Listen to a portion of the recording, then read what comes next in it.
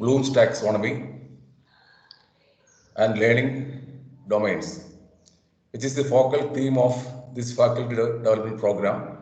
So on behalf of IQAC, Sree Kalady, STRIDE, MHRD, MG University, and all participants, I extend a most cordial welcome to Rosamma. Thank you.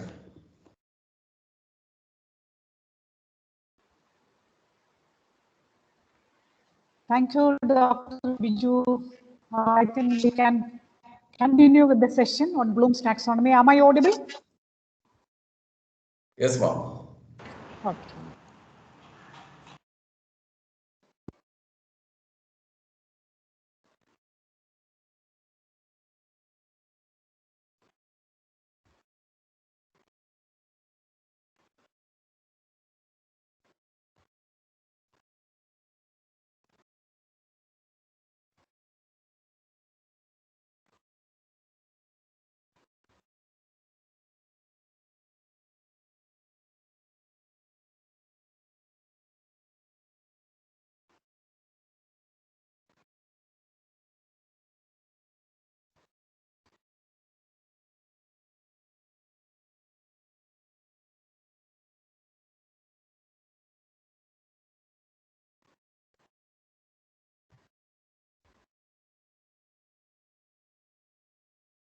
Good afternoon, dear friends. As for the schedule, this was the topic for the morning session, but since we have to reflect upon the task that we had given yesterday, we changed the topic to afternoon session because it will take up to 1.5 hours.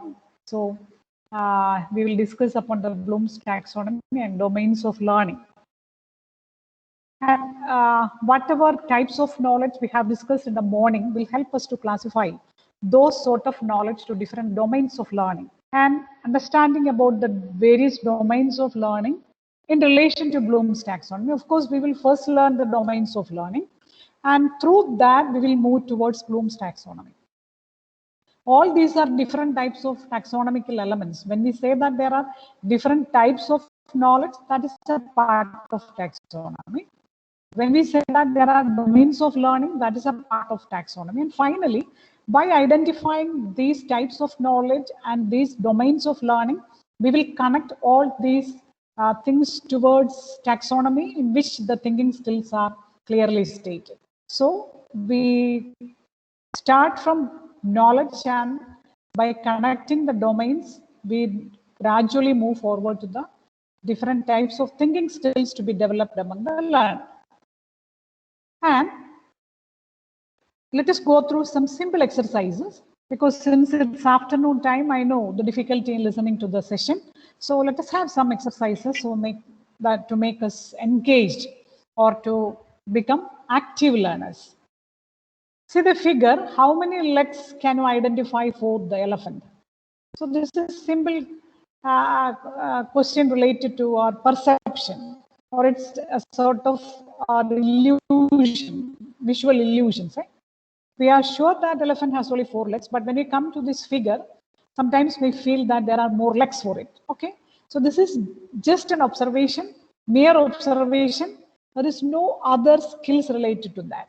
We try to concentrate upon the different parts of it, and we try to identify the different legs, and we try to count it, and sometimes we feel that there is an illusion. So when we say in a very generalized way, we say that there is nothing related to thinking skill, it's just an observation. And of course, observation is the basic of thinking skill. That's why I have included this as the first picture. So this is the first picture of part A. We will be having part A, part B, and part C. So this is the first picture of part A, and this is the simplest one, where we think about the capacity of our eyes to perceive information related to the picture, right? Now, this is the second figure. This is a question. Which is the logo of Apple?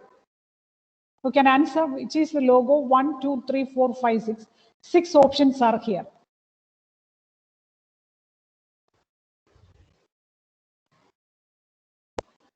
From among the many similar pictures, we are trying to select one.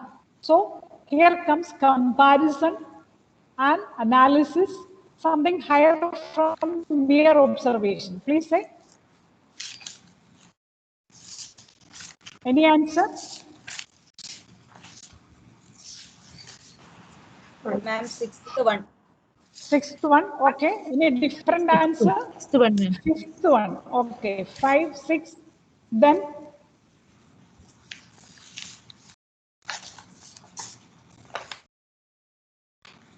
Ma'am, first one. first one, very good.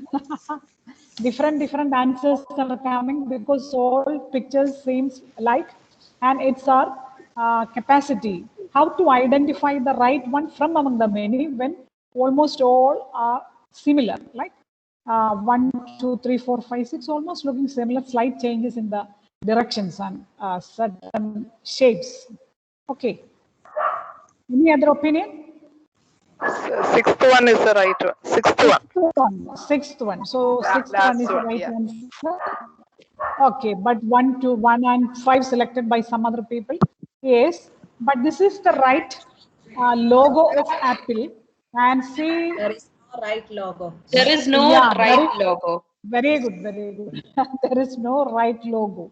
And we were trying to identify the one from the many, but finally we come to the conclusion that this is the right logo, which has certain similarity with the sixth one, except the bottom portion. See the bottom portion. Okay.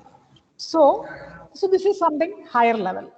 This is just not a mere observation. We try to compare 6 figures, and from 6 figures we try to choose one based on our past experience and exposure with the logo of Apple.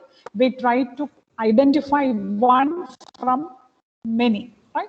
So this is the second level. Now, can you count the number of triangles in this picture?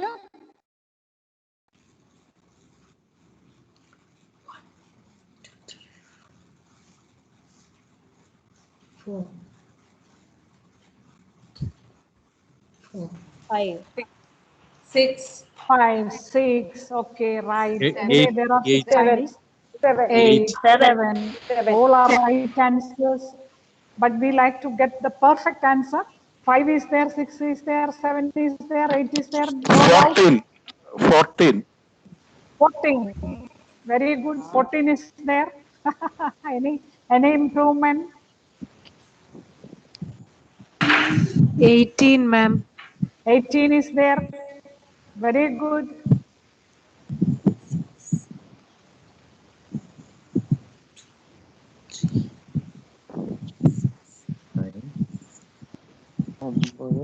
18 is the maximum. 9. 9. 20. Right. 20? 20 എത്തിയോ? Okay. 16. 16 right answer. 18. 18 okay. 20 okay. So from 6 to 20, from 6 to 20, there are 6 triangles definitely there, 20 triangles there. Okay. Anything else?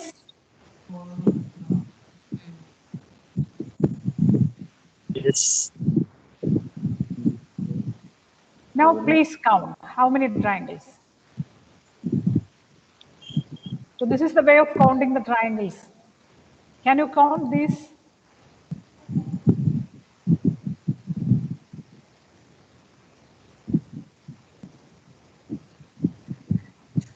Oh. How many triangles? Yes. 20. The perception changes. Yeah, our perception changes while we look at this figure. This was the real picture, and this is the easiest way to count those lines, and shaded portions will give the right number of pictures, and this is total 24. So we reached up to 20. Who said it is 20?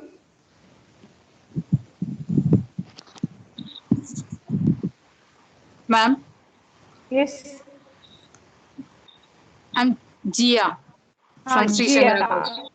Okay. So Gia got the number 20. So Gia counted up to 20. Very good. Okay. So this is something more because again the perception or the thinking level increases where we try to visualize the shading portion to count. And when we look at this figure, we have to see each triangle as a separate entity. And when we try to count all these triangles, it includes a different concept, different aspect of our spatial or visual intelligence. Of course, it's a part of our spatial intelligence, how much we are trying to count by visualizing these pictures, right? Then we go to the next level. Simply, these were some pictorial puzzles. Now we go to puzzles, verbal puzzles. When a letter is removed from an odd number, it becomes even. Which is the number?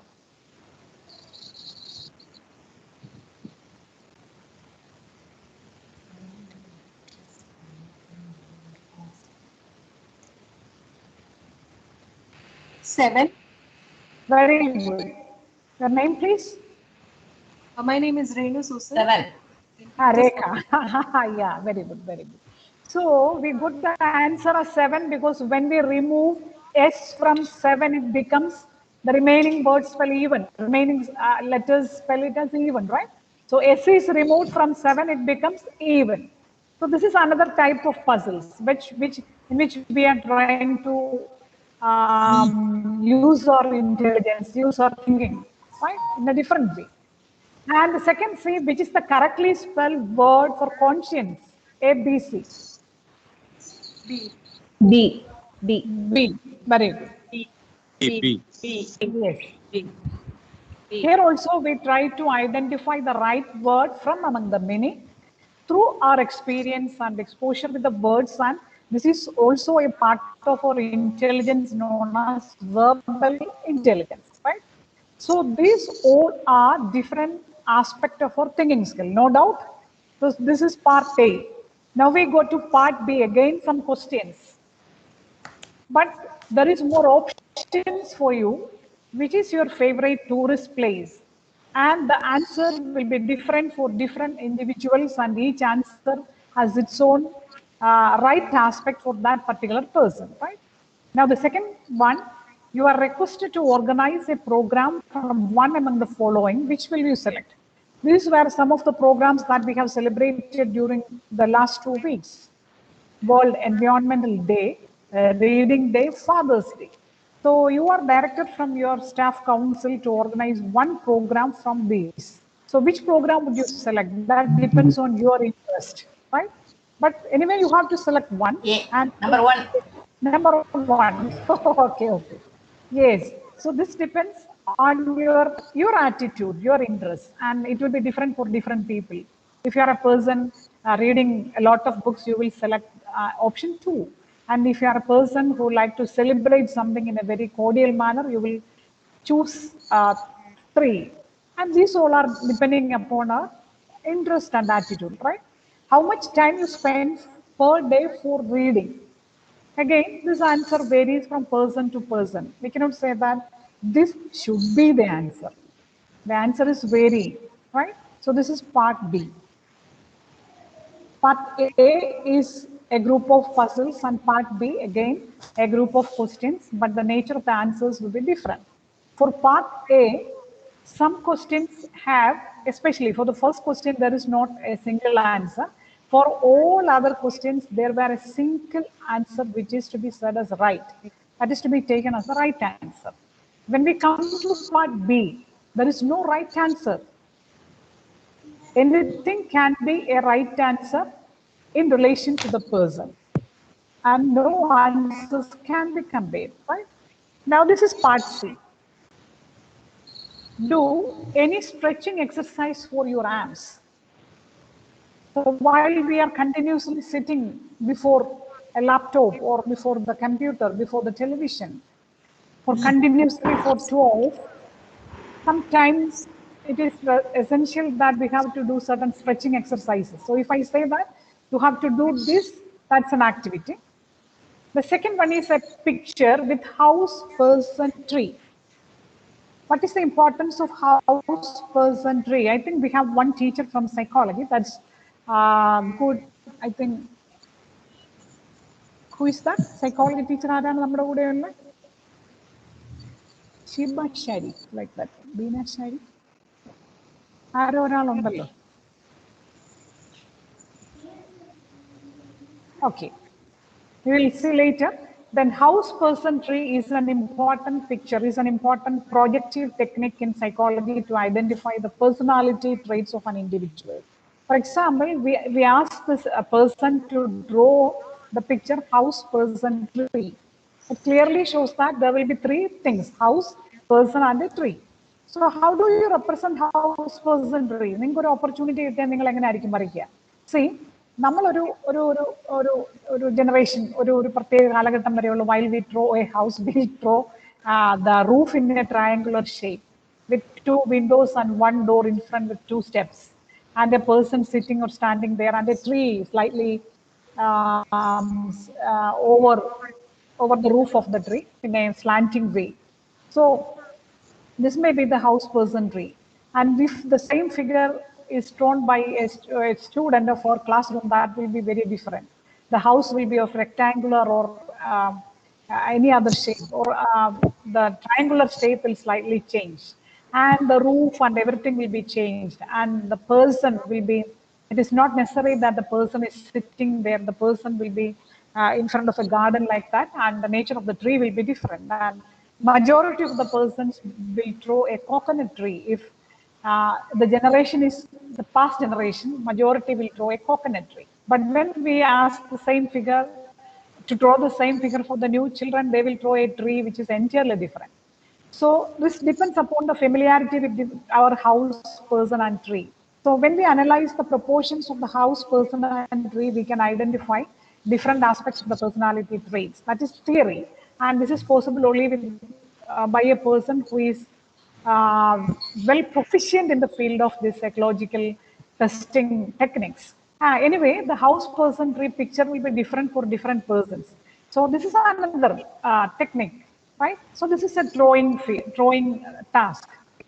Then the third one is different, plant a tree. You are directed to plant a tree as per the celebrations or the observations of the World Environmental Day. So that is planting a tree. That also requires certain activities from your part, right? Then see the fourth one, it's a puzzle. Draw 4 straight lines to connect all the dots without lifting a pen. There are 9 dots. The 9 dots are to be connected by drawing 4 lines, but you are not permitted to lift up the pen.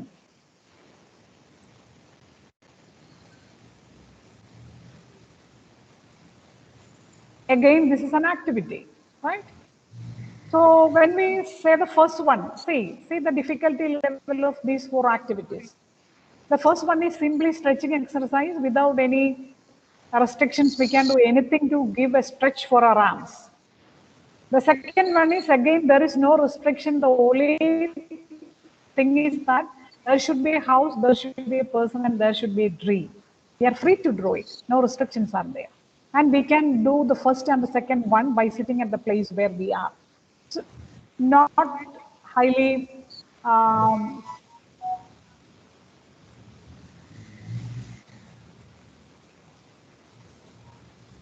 sorry.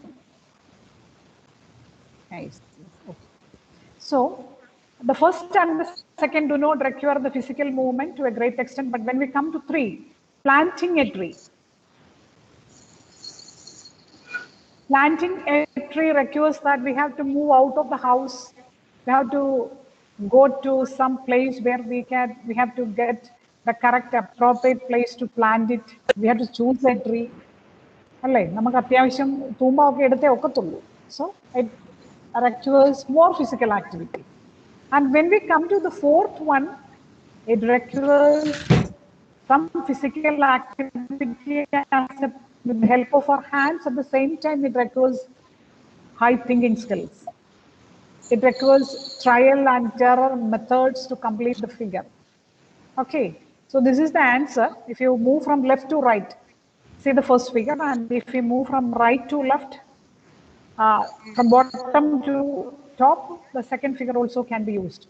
When we draw the first figure, usually when we try to connect the dots, we stop our pen at the third dot and we try to connect it with the next layer, next row. But the solution comes when we try to extend the line from the third dot and we try to extend that line towards in a diagonal shape towards the lower one. We can see there are many extended lines for completing this task. So this has a lot to share in a way that whenever there are problems, we have to think in a different way, in the sense that we have to extend our thoughts. When we analyze the problems, we try to stick on the problems and we stand at the point of the problem and we find to get the solutions. And this picture, the representation of the figure shows that we have to extend our thoughts to sometimes to get the solutions. So this is the answer for the task. When we analyze part A, part B, and part C, part A belongs to the perception, reasoning, thinking, and all those answers are related to the thinking, reasoning, or the perceptual capacity of the learner. And when we come to part B, it shows our interests, choices, attitudes, or feelings. When I say that I like this place to visit, I like to conduct the World Environmental Day like that, it shows my interests, my attitudes, and my choices will be related to that. And when we come to part C, all those activities require skills. Stretching exercise is a skill, drawing picture is a skill, planting tree is a skill which require motor activity, and again, 4 straight lines are to be connected, that also require a skill. So these are 3 important domains of our thinking process, or important domains of learning. When we are in a classroom, we try to perceive, we try to reason, we try to think upon different information that we share between each other or that we receive from the teacher. And as a teacher, we try to provide different learning materials that require perfect thinking or reasoning from the students. At the same time, we try to develop certain level of interest, attitudes, and feelings through our subject so that they become able to get engaged with the subject activities and they can make choices related to the subject. And the part A, perception, thinking, reasoning, the development of all these activities depend upon the interest, attitudes, and feelings of the students. For example, while I'm asking a question where high thinking skill is required, if the student is not interested to listen that and not ready to attend that, the willingness of the student is not positive, then naturally my effort to produce the thinking skill or the thinking competency will be a failure. So part B is very important to promote part A. And when we come to part C, skills, when I say that you have to write down these notes, that is the simple skill practicing by a learner in the classroom. By using a pen, the person is writing something on the paper and the fine motor movements of the fingers, that gives beautiful handwriting. And at least holding a pen with 3 fingers is a motor activity, and the skilled way of using that helps for easy writing, speedy writing. So that is a skill. And as a botany teacher or a zoology teacher, if I want them to draw a picture in the classroom, again the level of the skill increases. They have to use pictures with all fine dimensions. And when I say that you have to solve this problem, the thinking level enhances, and using the same activity by using pen, paper, by taking the or substituting the correct type of equations, try to solve the problem. Again, that becomes a skill. When I say that, you have to say the answer for this. You have to present a paper related to this. You have to present a paper in the seminar. These things again related to skills which require higher order skill elements. Because here comes motor activity plus thinking skills plus communication skills plus different qualities related to the personal skill level of the learner, like confidence, facing the audience, and many components come here. So part A, part B, and part C, all these categories are continuously interacting and overlapping in the classroom, and we say that the outcome is the product of part A, part B, and part C. And we try to identify whether the outcomes are related to part A, part B, and part C. During the first day, we have analyzed that one of the most important observations regarding the present system of education is that it doesn't promote skill development. It is not adequate to enhance the thinking skills of the students. It is not appropriate to the interest, attitudes, and feelings of the students, so they are unable to make wise choices in their educational or their career. So these three are continuously interacting with each other, and the success of a person depends upon the harmonious blending of all these three categories. So when we come to the domains of learning, this is actually the three domains put forward by Benjamin S. Bloom, or these are known as Bloom's domains. The first one is cognitive domain. What is cognitive domain? The part A. Cognition, the word is related to thinking. So any activity that is related to our perception, thinking, and reasoning, that is of course a part of our intellectual activity, and hence that is known as cognitive domain.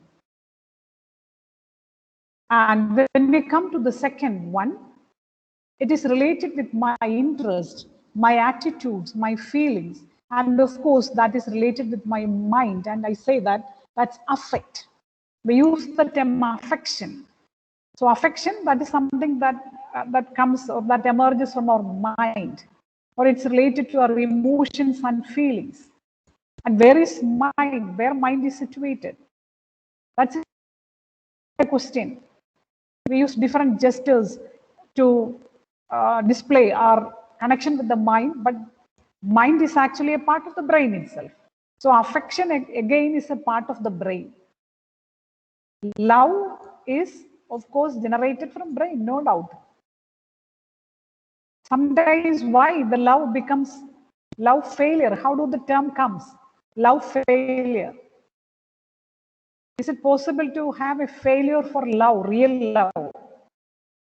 So when the brain processing not in the right way, that naturally that will lead to a failure. So the affective components also has close relationship with intellectual aspects. But we say that these all are emotional expressions. When I say that I am interested in this, I have this sort of attitudes, I feel like this. So this displays or explains our emotional aspects. That is affective domain, right? And the third one is psychomotor domain. That includes different physical activity guided with emotional or intellectual components. If it is a mere physical activity, that becomes a motor activity. When we say that psychomotor, it's a combination of psychological and motor aspects that indicate that the physical activity which is guided with certain psychological motive, then that becomes the psychomotor domain. So in a classroom, these three sorts of domains are interacting with each other. As a teacher, while I communicate with the students, when I communicate the content effectively to provoke their thought process, that becomes the cognitive aspect. And I present it in a very attractive manner by adding different aesthetic elements. And I am highly interested. I have a passion for my subject and I present it effectively and the students like it. They are interested to listen the class. They have a positive attitude to attend the class. Here comes the affective components.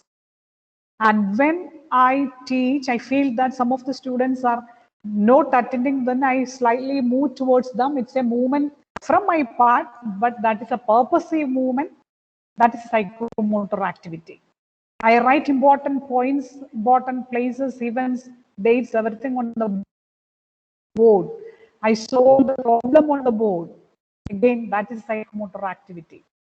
So in the classroom, all these domains are applicable for a teacher. And by integrating all these three domains in the classroom, the teacher tries to develop these three domains of learning in the learner. If as a teacher, I give importance to cognitive aspect only, naturally, the cognitive or the intellectual elements will be imparted for the students. There are some teachers who are very emotional, very close to the students, very friendly with the students.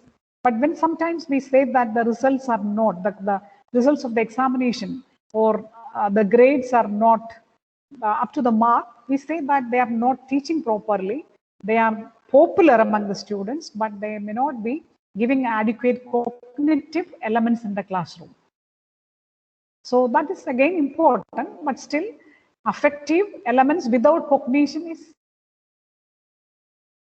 not valid in a classroom. Then when we come to psychomotor level, as a teacher, when I am able to integrate certain psychomotor activities in the classroom, that makes learners active learners in the classroom. We all are in a classroom where the teacher is the controller.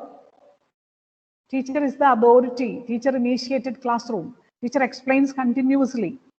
And in such situation, when I use my psychomotor abilities appropriately, then that makes my class dynamic.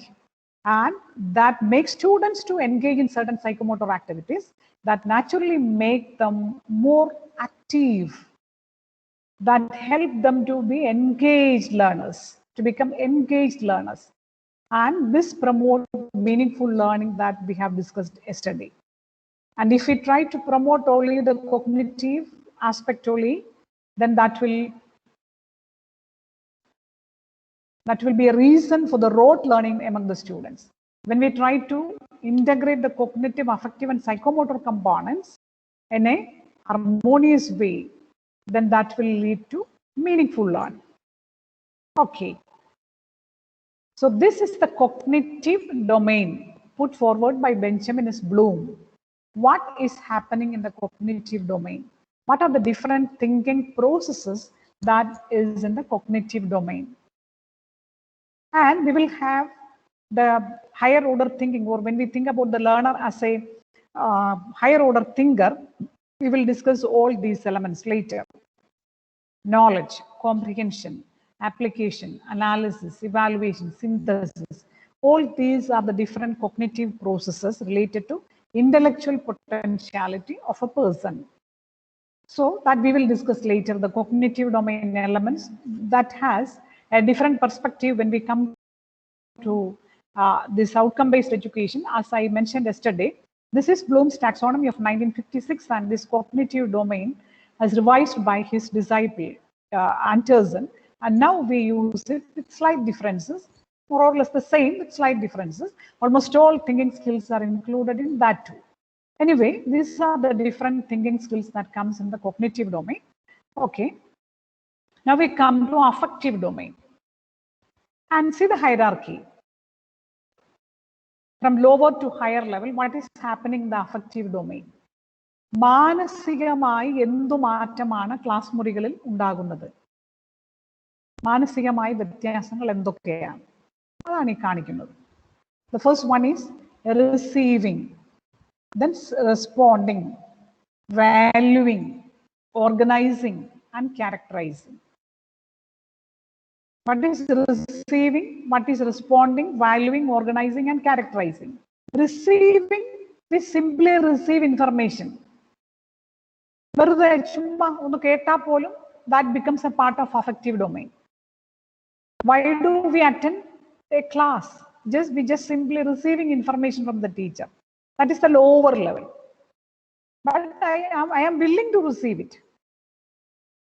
Then only then it becomes a part of affective domain. My willingness to attend something. So that is receiving. Receiving a phone. That's a part of affective domain. I say a hello. That is responding. For my question, the student is answering. That is responding. Can anybody give an answer? That's an open question. When a student gives the answer. So that is responding. That comes to the second level. There is possibility for sit quiet, but the student feels that he has to respond. So that is the second level. Because that shows the willingness or the interest in that particular class or that particular subject. So the responding is the second level. When we simply sit and attend something, that is receiving. When we try to respond, when we try to ask a doubt, when we try to write the answer, when we try to smile at the teacher, when we enjoy the comment made by the teacher, that becomes responding. And the third level is valuing. Gradually, I believe that this is something good. And I feel that, so I have to attend the class. Today I attended the class. I feel that tomorrow also I have to attend it because it's good. So that is valuing. How much value I give for something. And after valuing or after attending tomorrow's class, as a student, I feel that, oh, I have to attend regularly in this college. I have to attend these classes. These classes are useful. So I have to develop a systematic habit, systematic pattern of behavior in my life. That is organizing. I have to come early. I have to join different group activities. I have to participate in the different co-curricular activities. So I have to be a part of this organization. That is through the organizing of myself, right? So this is organizing. So the affective domain gradually develops. My attitudes changes. My interest develops. And I have a positive feeling towards everything. And finally, it becomes a part of my character, a systematic way of life, a disciplined style of studying the subject, developing certain study skills, respecting the teacher, considering the fellow beings, attending carefully in the classrooms. All this becomes a part of my character. And through that, my interests, attitude, feelings, everything become more and more refined. This is affective domain. See, if as a student, if I feel that I have to attend the class regularly, I have to meet the teacher to clarify the doubts, I have to do the assignments properly, I have to submit all the reports correctly, I have to attend all these internal examinations, and I have to study well. Learning should be a part of my life. See, this is the base of going towards the cognitive domain or acquiring competency in the cognitive domain. If my attitude is negative, I don't attend the class regularly. I don't attend the lectures of the teacher. I don't have the notes with me. So all these will affect my cognitive performance. So here is the importance of a clear affective domain for making learning effective. So this is the importance of providing a conducive affective domain at the beginning of the courses where we start during the initial stage C, during the bridge course itself, we have to promote this affective domain components for our students. Because if I have no interest in the subject, it will be very difficult for me to continue in the same course for 3 years. So what is our role during the initial stages? Let them receive. Let them receive means whatever materials, whatever things we share in the classroom should have that capacity to attract the reception ability of the students and motivate them to respond properly. Define the value of the subject or explain the importance of the subject that we are dealing with. Help them to organize their learning. Make their behavior appropriate to the classroom strategies. So this is the prerequisite for cognitive competencies, or before coming to the real classroom learning process, the readiness of the learner is very important in the sense that the affective domain is to be polished by the teacher. For that, we have to identify the nature of the affective domain. How do we identify the affective domain? Through the identification of the metacognitive knowledge that we have discussed in the morning. So when I try to identify the motivation level of the learner, when I try to identify the study habits of the learner, I am able to analyze at which level of the hierarchy the student faces problems. If I feel that he has the problem of organizing and characterizing, I have to concentrate upon developing certain study habits among the student. If I feel that he is not ready to receive the information or receive the subject, he is not ready to attend the class, then I have to intervene at the lower level to identify the blow, emotional barrier there at the lower level. So these sort of interventions are required to develop an affective domain that is conducive for achieving a proper cognitive domain.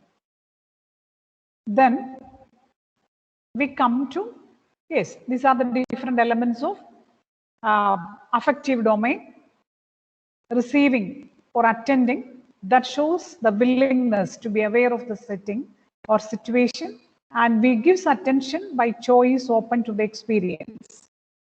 And when we respond, it shows our willingness to participate or its ability to volunteer, or it expresses our satisfaction in participation and the readiness. What is valuing? When I say that this is something good, I try to behave in a certain way frequently. I try to attend the class regularly. I develop a level of sincere commitment towards it. That is valuing. What is organizing? I become more systematic. I can make appropriate choices and prioritize values, and that will naturally lead to a part of my behavior. That is characterizing. All those values and attitudes which are favorable, desirable, that becomes a code of my personal behavior. So this is the behavior modification aspect of teaching. While we give importance to cognitive aspect, of course, that is related with intellectual exercises, and that is for the development of intellectual potentialities. When we give importance to these aspects, we try to modify the behavior of the learner. So intelligence added with behavior, then that is the beauty of a person. Mere intelligence cannot perform well.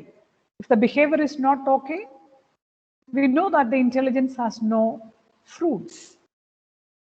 So if a person can behave intelligently, of the intelligent or the intelligent behavior of the learner is there, naturally that will become a guiding point, or that will become a reference point for the success of the person. Now we come to the psychomotor domain. Actually, this psychomotor domain was, or the affective as well as psychomotor domain was added, revised by some other people related to Bloom, and this taxonomy shows that at the lower level, that is perception. Then this hierarchy goes like set, guided responses, mechanism, complete overt response, adaptation, and organization. What is perception? The first exercise was simply a perception. We see something, and based on that we think something. So that is the lowest level, perception. We see, just observe something, that is perception. And based on that, I try to do something. That means I become ready for doing something. That is a set. Mentally, emotionally, and physically, I become ready to do that. Suppose I have seen a dance. I am watching a dance. That is perception. And after some time, I would like to dance with that person. So that is my set. Mentally, emotionally, and physically, I am ready to act. But I don't know how to dance, but I am ready to dance. Here comes guided response. By observing that dance, I try to imitate step by step. Sometimes there will be some gaps, but that is not a problem. I try to imitate that person. I don't know what is the music, but I simply try to imitate the steps of that person. That is guided response. Say this is equally applicable to all sort of skills like driving, cycling, all comes through these ways. Then the next is mechanism. What is mechanism?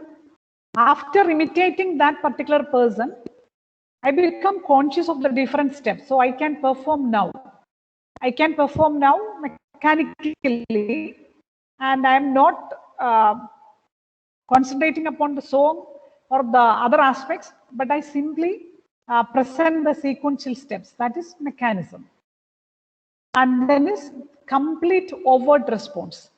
Complete overt response. What is overt response and covert response?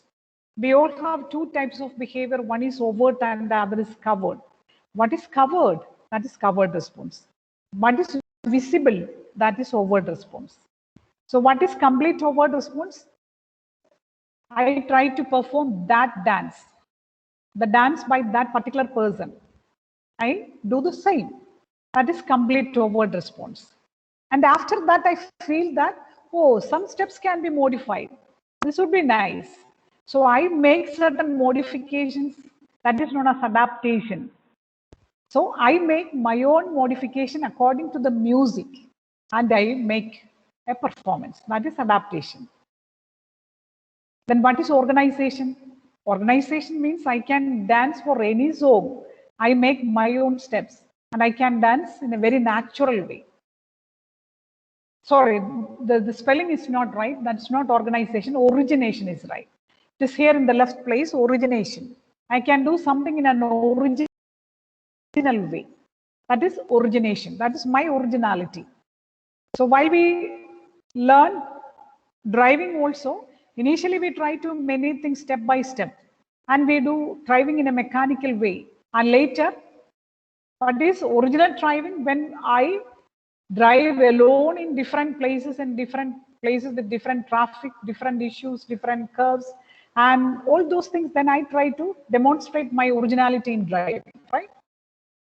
So this is the series of skill development. If it is in a mathematical problem solving aspect, initially I try to solve the problem given by the teacher. So perception, set, guided response, and mechanism is there. And based on that, I try to solve a problem. Here starts the overt response. And finally, when I'm able to solve a problem from the textbook as my own, Here comes the adaptation. And at last, I can solve any problem from anywhere. There may be some similarity, but I can do it. That is origination. So from perception to origination, the skill development takes place. So this is the psychomotor domain, right? Perception, set, guided response, mechanism, complex overt response, adaptation, and origination. So when we say that certain psychomotor activities are to be there in the classroom, see, students need, they want to imitate teachers, right? So imitation is an important aspect of this psychomotor skill development. So when students try to imitate something, see, if the performance of the teacher is not accurate, then how do they imitate? Their imitation also will be in the wrong path, right? So this shows the importance of the skills of the teacher in the classroom. The accuracy and the precision with which we handle the skills in the classroom. See, even the minute aspect of our movements have its own impact in the students' learning process. The way by which we write on a blackboard has its own effect in the learning process.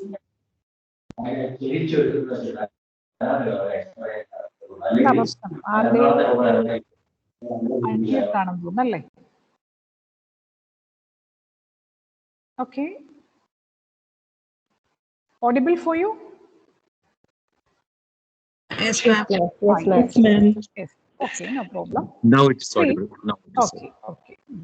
Yes. So when we write, see, during the first part of today morning, we have seen the importance of, see, the graphic designers in conceptual knowledge. So as a teacher, our writing on the board is actually a graphic designer for the student. It's a graphic design, right? So when we try to summarize the content on the board, we have to plan well in advance, I think. If we write according to a design, see, that will imprinted in the minds of the students, and that will act as a good strategy, cognitive strategy for recall information for them.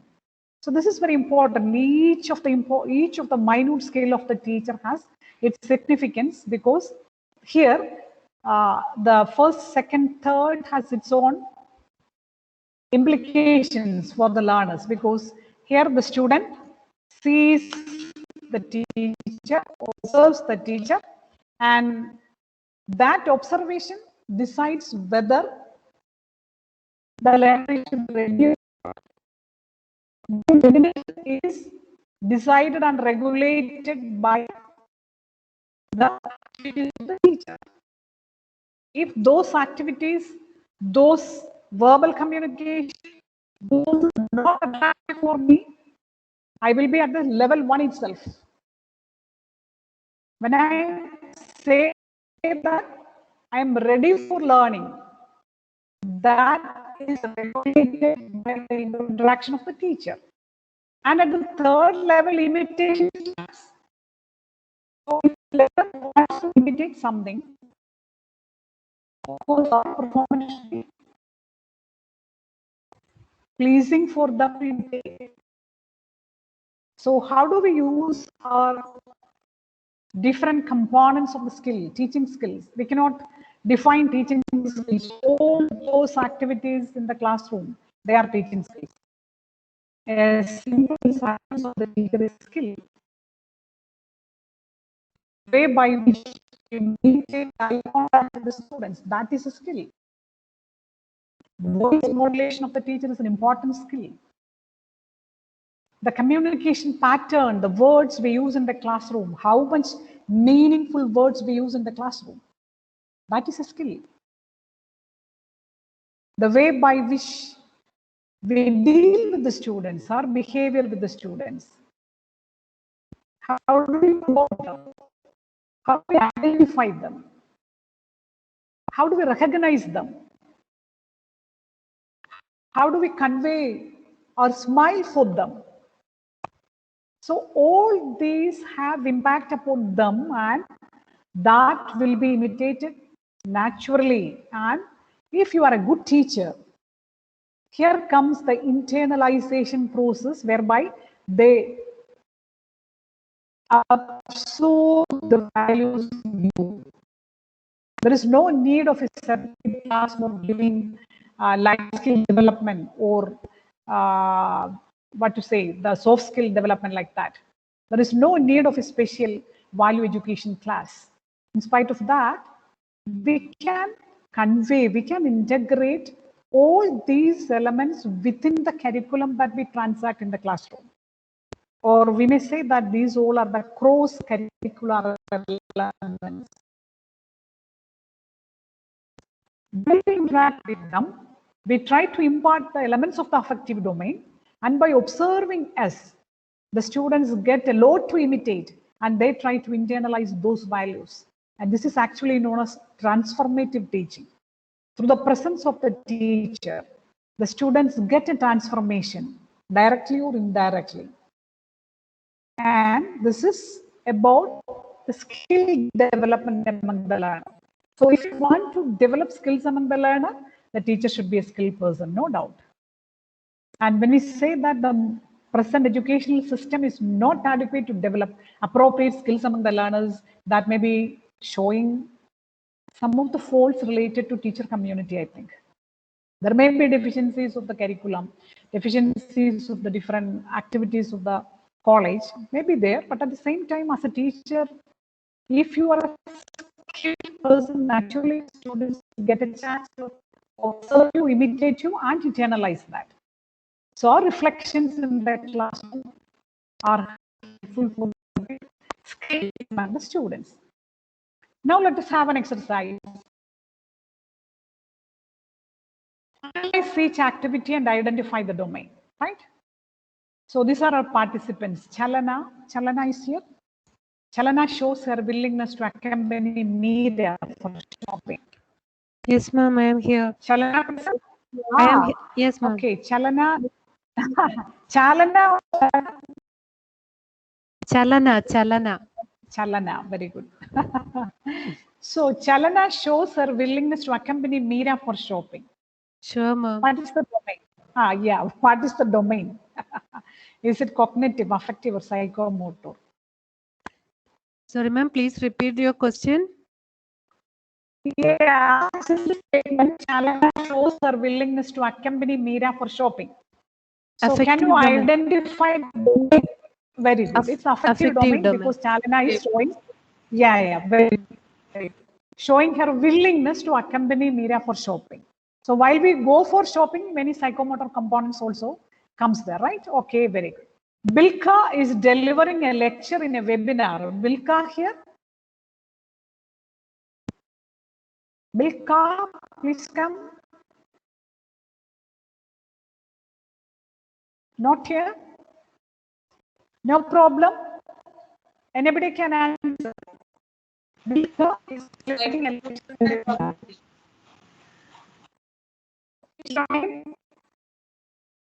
Psychomotor domain.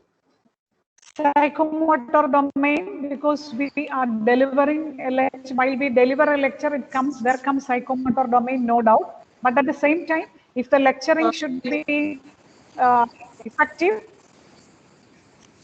certain cognitive elements should be there, right? So the cognitive aspect is there. Yeah. And at the same time, see, if Bilka is not interested in delivering the lecture, that will affect the mode of lecturing. So the interest is essential, right? So affective domain also is a part of that, right? So we can see many components are overlapping. Robbins, present here? Robbins, yes, sir? Yes, ma'am. Yes, present. Okay, very good. So what is your response? Robbins is reading the novel Alchemist. Yes. Cognitive, affective, psychomotor. Which domain? It may be cognitive and affective also.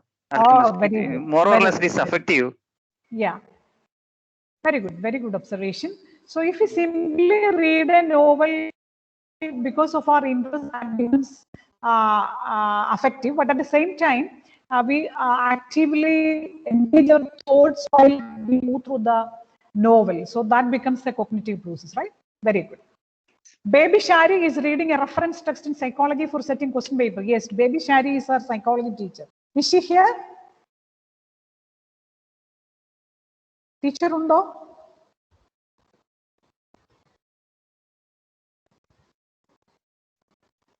Not at okay. But what may be the answer? എന്താണ് teacher ഇല്ല നമുക്ക് ആർക്കെങ്കിലും പറയാലോ Cognitive and psychomotor. Okay, cognitive, this is psychomotor and sometimes affective aspect also here, right? Yeah. Very good. Yeah, very good, very good. Now, next is Benny sir. Sir, രാവിലെ ഉണ്ടായിരുന്നു ഇപ്പോൾ ഉണ്ടോ Benny sir? Okay. Benny is editing a video of his interview with Mohanlal. So I am giving a good opportunity for good imagination. Yes. There is affective domain. Affective domain. Yeah. Psychomotor domain is there. Okay. Before going for the interview, cognitive domain changes in the cognitive domain also arises. Very good, very good. So all these are overlapping. So which question is more relevant, which is to be presented as first like that? This includes the cognitive domain. So when we approach Mohanlal, the affective domain is an important aspect. Different aesthetic elements are to be added in a video, and the editing of the video is a psychomotor activity that requires skill. Very good. Thank you. Shruti is practicing Zumba dance. Shruti here? Yes, ma'am. Yes. Do you know Zumba dance? Yes. Very good. Okay. Which domain? Psychomotor. Very Psychomotor good. and affective too. Yeah. So genuine interest is essential for practicing it. So affective comes there. And of course, it's psychomotor activity. Very good. Yes, thank Uma you. Devi is driving to her home. Uma teacher here?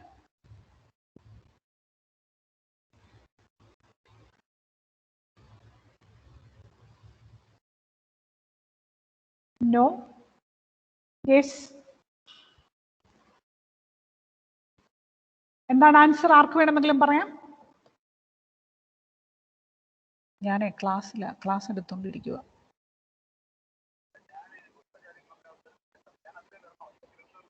Mainly psychomotor, then a little bit of cognitive. Cognitive. Yeah, it's psychomotor activity, but cognitive elements are important because identification of the signal and recognizing the vehicles coming from the other side, all these belong to cognitive domain. And if we want to enjoy the driving, affective domain also comes as a part, right?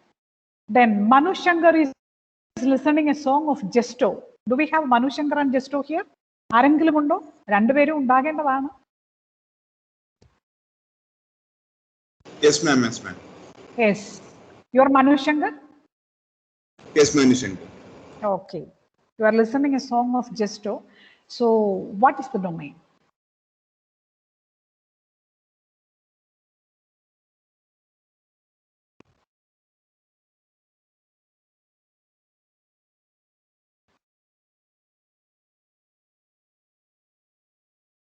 Manu sir?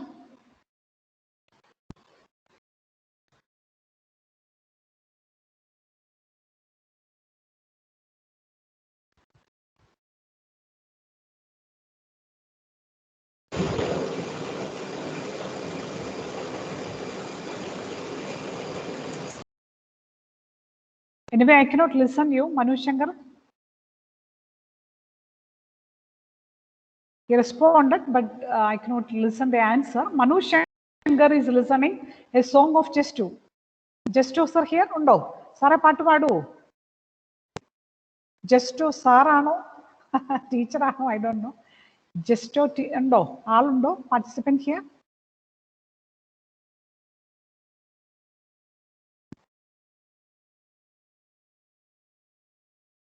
Illa. Okay. എന്താണ് answer anybody? Manu Shankar is listening. Affective. It's affective. Affective domain. It's an affective domain For gesto, it may be a psychomotor domain activity while singing the song. That requires certain psychomotor skills too. If he's using some instruments, definitely that becomes a psychomotor activity, right? Then Burley is assisting students to complete the project. Burley here?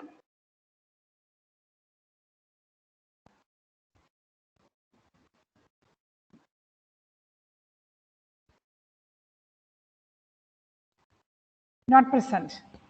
Yeah, ma'am. Yes. What is the answer?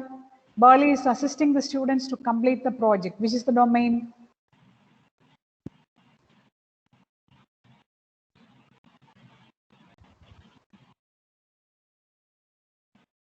Cognitive, affective, or psychomotor? Psychomotor. Psychomotor domain, if it requires certain skills or it is something related to lab activity, or if it includes certain writing task, then becomes psychomotor. At the same time, Burley is willing to assist her students. So the affective domain comes, right? And Burley is assisting the students at the same time. Through this assistance, Burley is displaying certain cognitive competencies. So the cognitive elements are there, right? Then the last one, Rathika is searching for a textbook in the shelf. Rathika teacher, please come.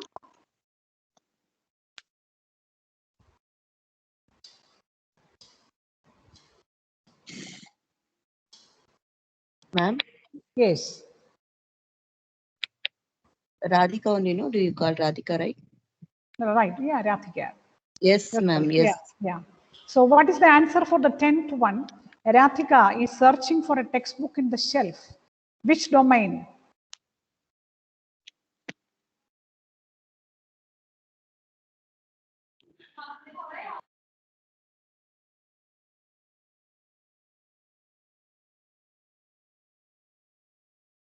Psycho. Yes, sure, psychomotor. We have to open the shelf. Sometimes we have to open the cell.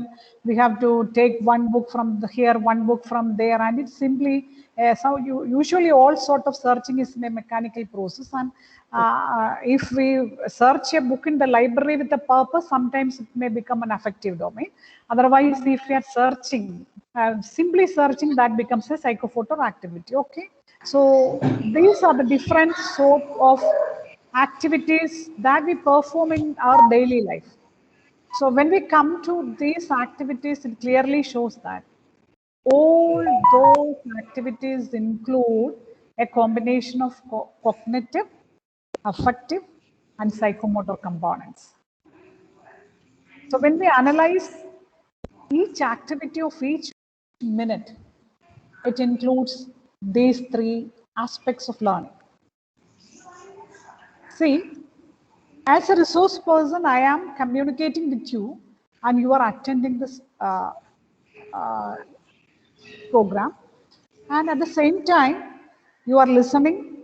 That shows your affective domain, that is receiving. So while I am asking a question, you are responding. So receiving, responding, all these come under affective domain.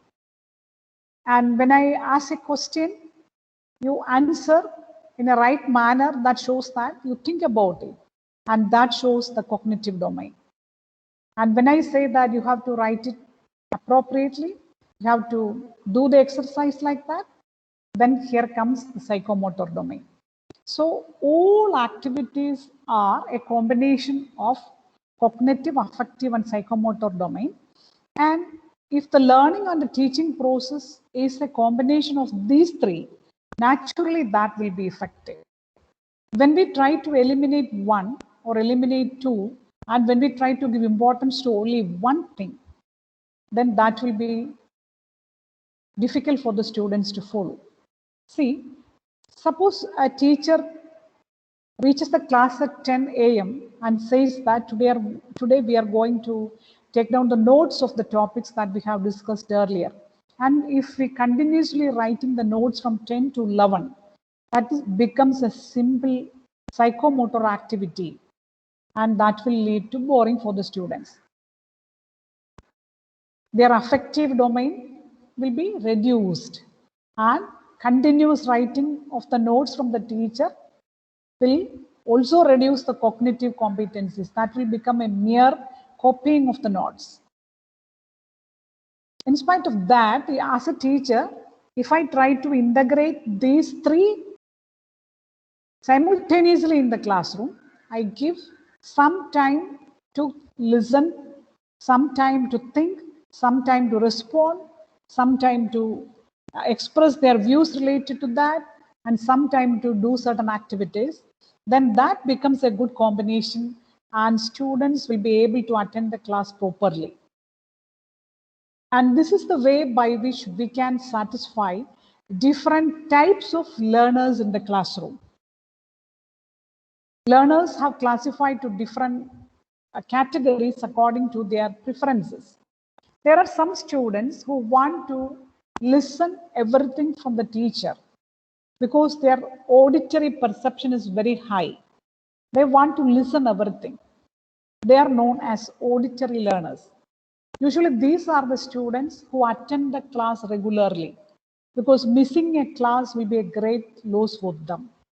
They listen the class because auditory perception will enhance their thinking capacity.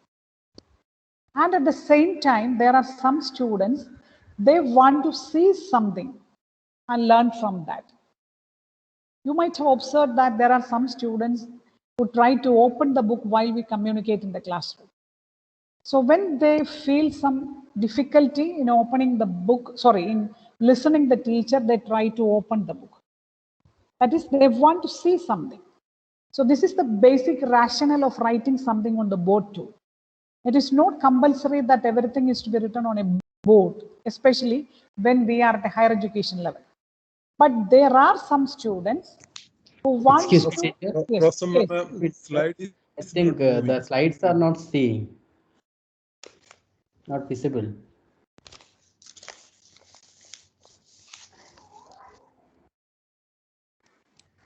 Can you see the new slide now? No, ma'am. The old one. Simpson. We are with the Simpson taxonomy. Simpson taxonomy. Oh. You haven't seen these activities also? No. No. Now we are participating. Sorry, I will be sharing once more. No problem. The questions were quite clear and the answers also were quite clear. Okay, no problem. But still, you have to get the opportunity to see that too. Once more, I will be sharing.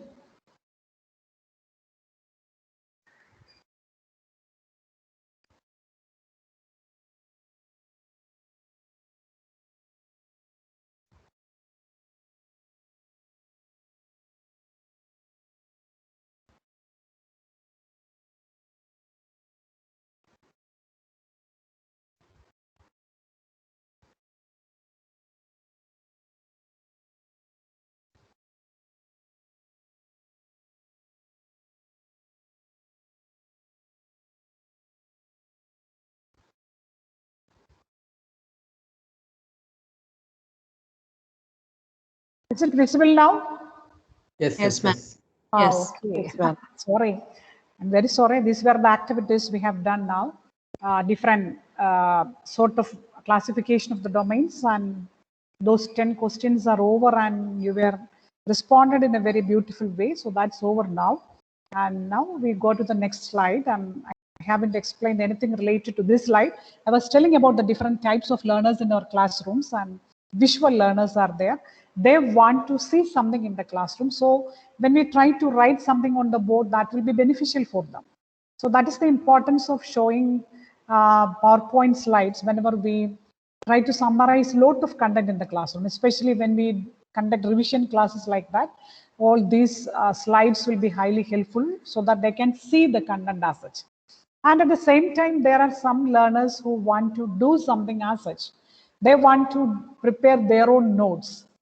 It is not learning through different activities, but they want to do by their own activities, in the sense that they prepare their own notes. They learn everything through writing, like that. So when we try to integrate all these activities where the student get a chance to listen something, see something, and do something, that is to write something, then that will be equally acceptable for all students, so that we can cater the needs of all sorts of students. Usually we people are a mix of these three. We all like these three activities, and quite often there are some people who give priority to these things.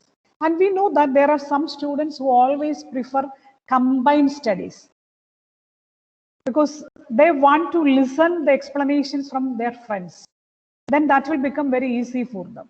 And there are some students who want to learn alone because they make their own space for learning, because they are visual or kinesthetic learners. They want their own space by writing something. See, there are some students or some people are there while, see, when we observe people in a bus stand or traveling like that, we see that these people are talking through the mobile phones, but they are expressing all the gestures with their hands and faces because they are kinesthetic people. And whatever expressions they have in a face-to-face conversation, all these will be expressed while they are through a phone too. So this is an example for kinesthetic nature. We can easily identify this sort of behavior by observing people. And there are some people, when they talk, usually they will move their forefinger continuously because they want to write, they follow the process of writing something, and gesture will be like that. So they have this visual or the kinesthetic, and both are overlapping here. They want to write and see something as such. And there are some people in a class, they simply sit by folding their hands and they listen the class. They are auditory. So when we are in a class, if we are able to integrate different activities, that will be satisfying for all sorts of learners. And this will be an integration of cognitive, affective, and psychomotor domain. So while we analyze the above activities, it clearly shows that cognition is essential for all activities. Even though we have learned the importance of affective domain and psychomotor domain, see, cognition is essential for all activities. The thinking is the basic element to develop affective domain. I should have an interest in learning something. From where do I get that interest? I have to think in a positive way that this is valuable for me. I have to study well. I have to get a job. I have to lead a successful life. That is a thought process. Based on that, I try to develop an interest and attitude towards something. Right? So, cognition is essential for all activities. Affect makes choices and decisions regarding activities. And psychomotor activity become effective only when it is emerged from cognitive and affective components. See, cleaning a home. Cleaning a home is a psychomotor activity. But there are different ways by which we can clean a home. Cleaning eye. But if it is emerged from the cognitive and affective components, that psychomotor activity will be effective in the sense that the whole home will look in a fresh manner. The whole home will get a fresh look.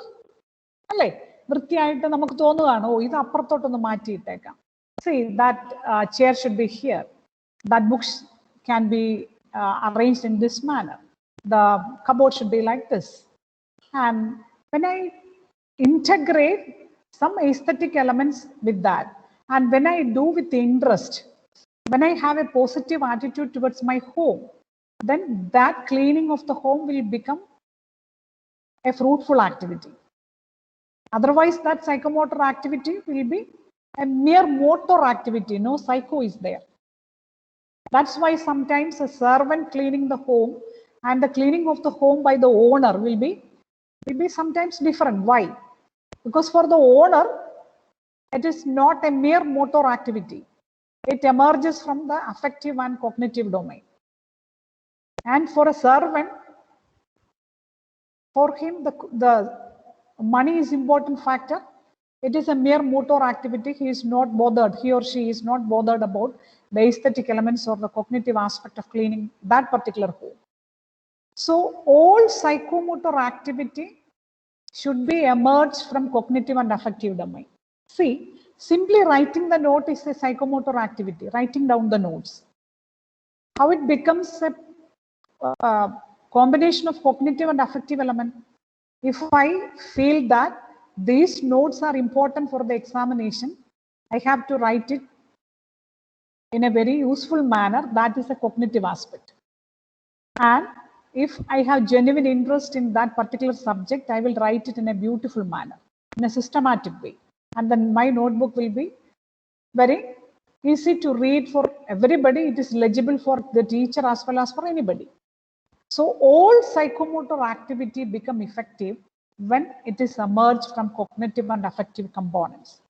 So this shows the beautiful blending of the domains, and this shows the essential requirements to be practiced by a teacher while we transact the content in the curriculum.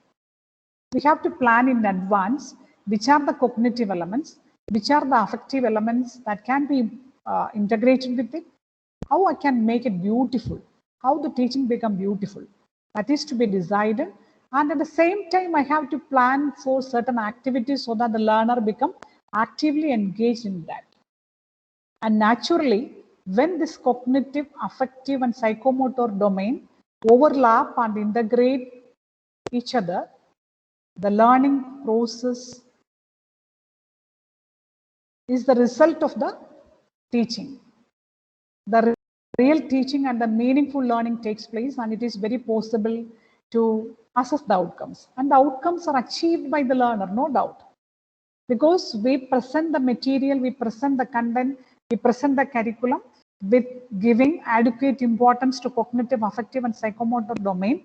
And we say that the thinking skills, the affective or the emotional competencies, at the same time, the skills all are developed in the classroom. So this is actually the base of outcome-based education. How do we integrate the cognitive, affective, and psychomotor components effectively in the classroom? That shows the skill of the teacher. That is basically the skill of the teacher. That shows the planning of the teacher. And through this, we can impart all those competencies among the students. Now, let us go to the task one, analyze the following situation and find ways to link 3 domains in each situation. That we will discuss now. Task 1 is for discussion now, and task 2 for homework, right? Yes, reading a newspaper. How do we integrate these 3 domains? The next is preparing biryani. And the answer for preparing biryani should be given by Christina. Christina, teacher here? I think she's from... Yes, ma'am. Yes, very ma'am. good. So Okay. you have to think about that. She's from catering technology. So let us listen to that. So how to make reading the newspaper as linked with these 3 domains? How do we interpret? How do we explain? Anybody, please. It is, I think it is 3:25, 5 minutes more. Please come.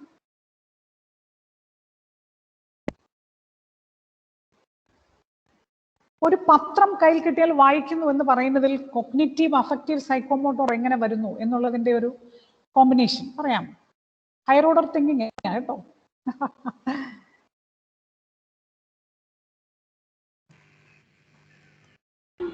Ma'am, shall I try? Yes, your name please? Shruti. Yes, Shruti, please. Shruti, പാടുവോ Shruti? ചെറുതായിട്ട്. Okay. അതുകൊണ്ടാണ് ശ്രുതി എന്ന് പേരിട്ടിരിക്കുന്നത് അല്ലേ? ശ്രുതി പാടുന്നില്ല പിന്നെ ആര് പാടും? നമുക്ക് പാട്ടും കേൾക്കണമല്ലോ. So we'll get time to listen your music too. Okay? No, ma'am, please. Okay. Then it's okay. Then what's your answer regarding this reading the newspaper? Taking the newspaper and focusing on the news that we are interested in, and looking for that particular, maybe while taking a newspaper, we want from person to person. We won't start from the first page or from the last page. It depends on individual choice.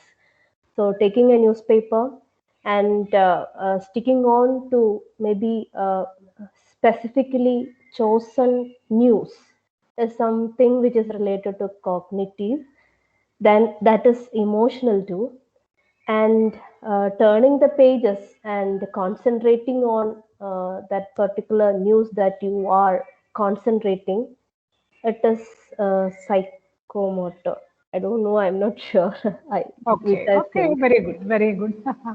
Very good. The selection of the news depends on certain affective elements and the way by which we're processing the news, that is cognitive domain, and turning the pages, that becomes a part of the psychomotor domain. Right, very good. Anything else to add?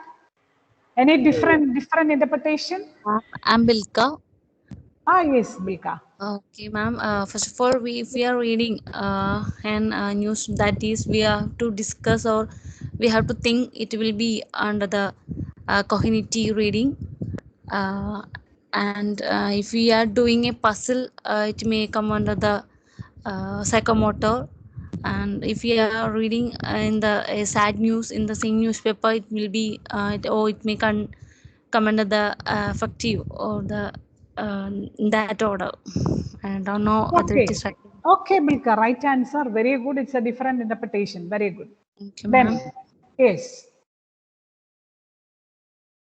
Yes. Anybody else? Different perspective? Ma'am. Yes. Right.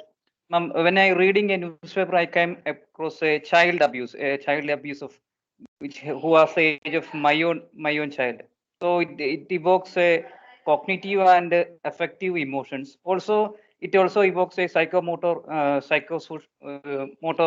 also, because I may try to protect my child more based on that news. So three domains will come. ഒരു പ്രായം ഒരു കുഞ്ഞു കൊച്ചിനെ abuse ചെയ്യുന്ന കാണുമ്പോൾ നമുക്ക് നമ്മുടെ കൊച്ചിനോട് ഒരു ആക്ഷനും ഉണ്ടാകുകയല്ലേ മൂന്ന് ഡൊമൈൻസും വർക്ക് Okay, ചെയ്യും. okay. Very good, very good, very good. Highly thoughtful and critically analyzed answer, right? And different we can find that almost all behaviors are taking place holistically, but when we maybe as a teacher or an education expert, we'll be, for the purpose of study, we'll be viewing it from different angles. So while designing questions, sometimes that will be limited to certain, but in real life it will be taking place holistically. Okay. So teacher is giving the importance of holistic approach towards everything. Agree with that? So any answers related to reading the newspaper? Yes. Ma'am, can I try? I'm Krishna speaking. Okay, sure. Krishna, so you are telling the answer related to biryani? Reading a, definitely I'd talk on that, but then can I try reading a newspaper? Sure. Very good. Ma'am, the moment once when we read a newspaper, we definitely get a lot of knowledge, which is part of the cognitive component. Now, based on this particular thing, there are few things that would strike us emotionally. Like I see a person dying on the road, there's no one to help them, and then there's someone dying because the inadequacy of the medical facility, etc., etc. That I consider to be affective. There's a kind of feeling that's striken in me. And on the third side, I move out, I try helping from my side as a volunteer. I try help or teach my students a kind of first aid so that they can help someone who meet with an accident on the way. That's a psychomotor component what I do. So it has all started from reading a newspaper wherein I gain an insight, the cognitive part. Trying to emotionally move myself is the affective part, and then trying to adequate myself or help others is the psychomotor part.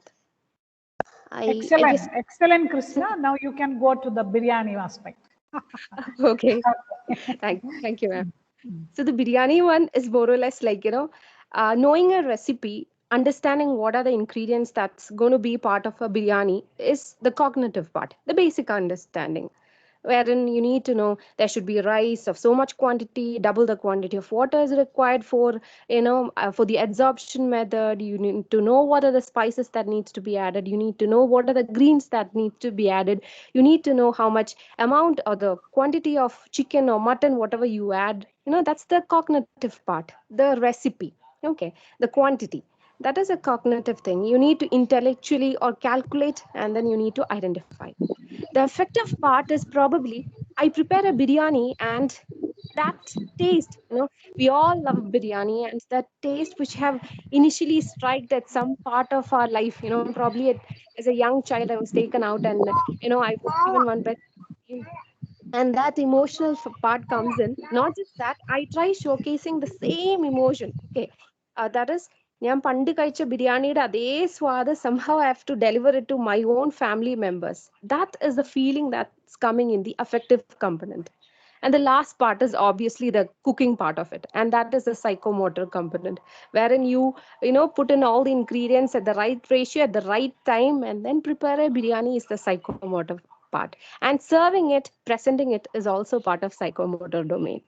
Am I right? Wrong? I'm not sure. Oh, excellent, Christina. I think your baby is with you, Christina. Yeah, my child is here with me. Ah, very good, nice. We heard his or she or boy or girl.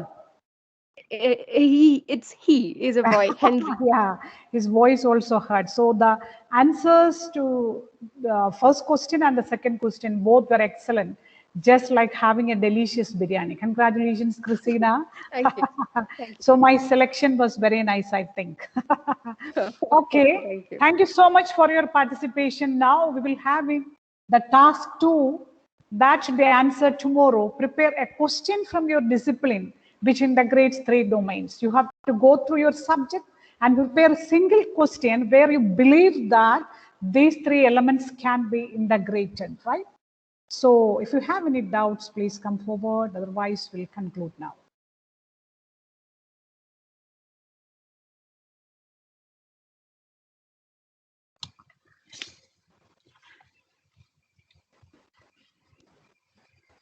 Madam, can I ask a question? Sure. Your name, please, sir? I am Fed Matthew from Ramapuram. Ah, very good. I have seen your name, Fed Matthew. What's your subject? I belong to English, madam. Okay, please ask the question. What's your doubt?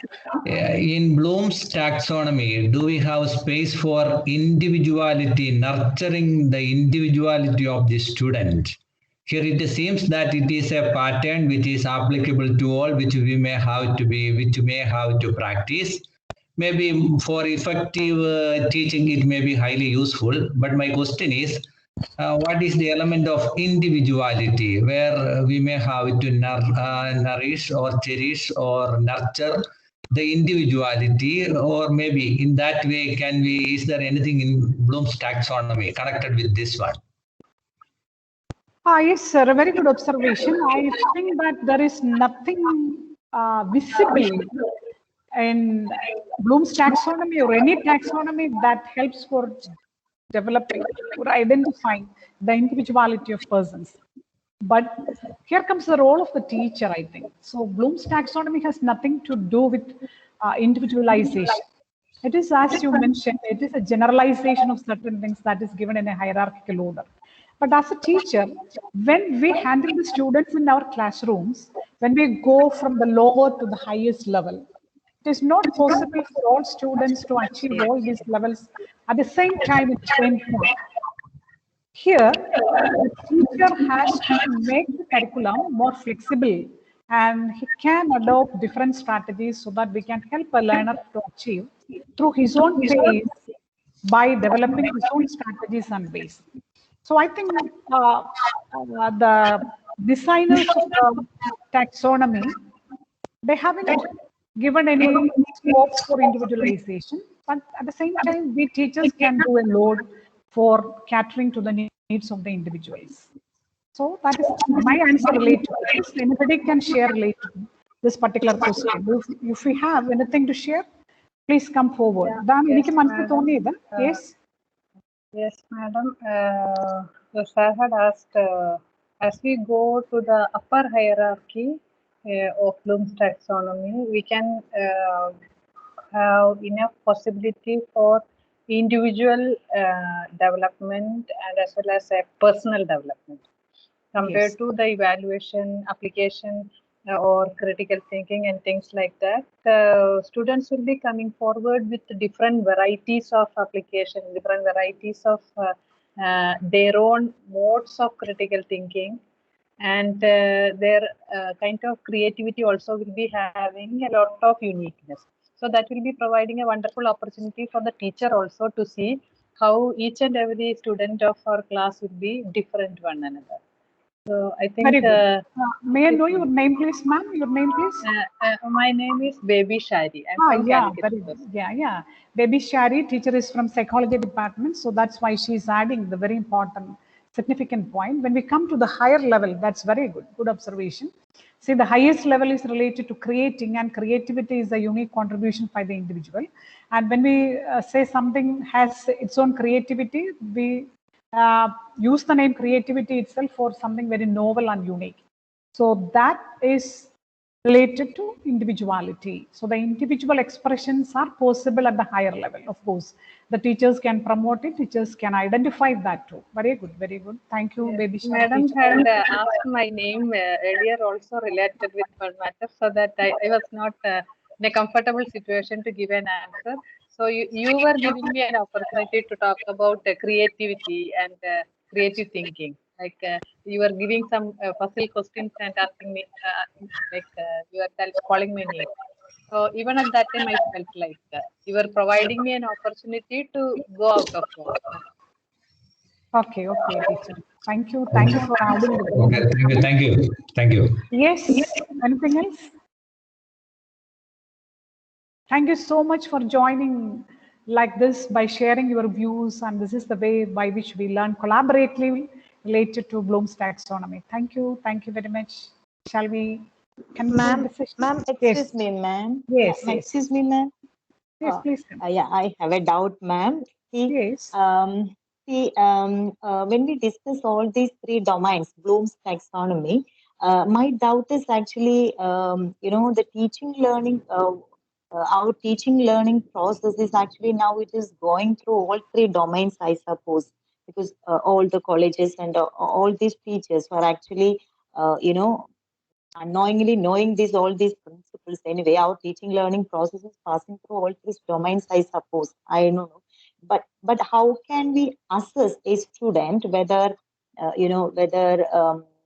our knowledge transfer was successful or not, whether our teaching learning process was successful, or our teaching learning process was based on these these Bloom's domains? How can we assess it, whether this student is getting all these kinds of cognitive and affective and psychomotor skills? So how can we assess them, ma'am? Okay, thank you for asking the question. See, teacher is saying that the same process is going on now also. That means all are teaching. I don't believe that all the learning process is integrated with cognitive, affective, and psychomotor domain. Our teaching may be in relation with cognitive, affective, and psychomotor domain, and we may be trying to integrate different activities related to this. But how far the students get the chance to develop all these things? That is one question. What are the possibilities among the students to acquire cognitive, affective, and psychomotor competencies? How far the skills are developed among the students? That is to be addressed first. The second one is, what are the different methods by which we can assess whether they have achieved these skills or whether they possess the appropriate affective aspects? That's an important question. And we do not give adequate weightage in our curriculum or in our assessment pattern related to this sort of affective domain. Or if a student have good interest or good communication skill, we don't have a special column to give a mark for that. So here comes the way of differential assessment related to our internal assessments. So we have to make certain modifications in our internal assessment whereby we get a chance to see whether the students have acquired these affective and psychomotor components. For science subjects, we can see some psychomotor skills from the laboratory experiments. For other subjects, it's not very easy. Or if there are practicals, of course, we can assess that. But still, it's not possible to identify and assess the real components related to skills and affective domain. So that is why we have included internal assessment as a part of continuous and comprehensive assessment procedure. And unfortunately, we are not using the appropriate tools and techniques for assessing the outcomes related to that. Anyway, we will have a session related to the different types of assessment for affective and psychomotor domain components. And I think some of the doubts will be clarified through that session. We will be discussing these two. Okay, thank you. Okay, thank you very much. Okay, ma'am, thank you. Okay, ma'am, just minutes. I'm audible? Yes. Okay. Good evening, everyone. I would like to thank our beloved resource person, Dr. Rosamma, ma'am, for sparing your valuable time with us and also enlightening us with your commendable knowledge on the topic. And today's sessions gave a deep insight into the topic. So I'm sure that the precious knowledge that you gave us will definitely help us in our teaching learning process. And on behalf of IQAC Sree Sankara College, Kalady, STRIDE, MHRD, MG University, and all the participants present here, I extend my sincere gratitude to you, ma'am. Thank you so much. And I'm also thank all the participants present here for paying your attention and learning, and also for your participation. Thank you so much. Once again, I thank you all.